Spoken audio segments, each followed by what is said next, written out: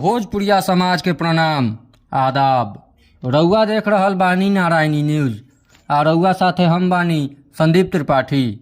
वसतपुर चैनपुर पंचायत के मधुबनी गांव में शुक्रवार के समारोह के आयोजन क के पूर्व मुखिया चंद्रशेखर प्रसाद सिंह आ उनकर पुत्र शिक्षक शशिभूषण प्रसाद सिंह के प्रतिमा के अनावरण कयल गईल। विधायक राजू कुमार सिंह, धर्मपरायण महिला इंदू देवी आ शिक्षक रत्नेश कुमार प्रतिमा पर माल्यार्पण करके श्रद्धा सुमन अर्पित कैलन। एह दौरान सांस्कृतिक कार्यक्रम के आयोजन भइल।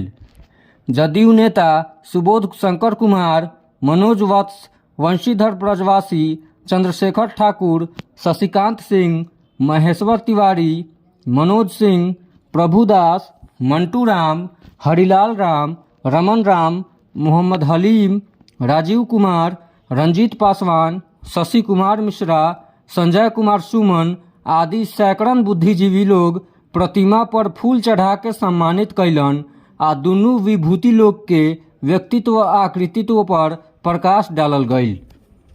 वहाँ चले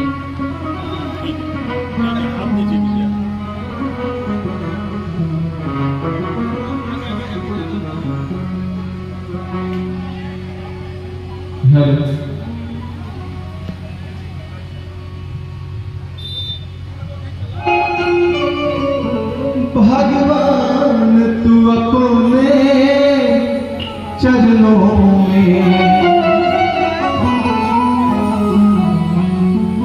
भक्त का कहना है कि मुझे दास बनाकर अपने चरणों में रख लीजिए।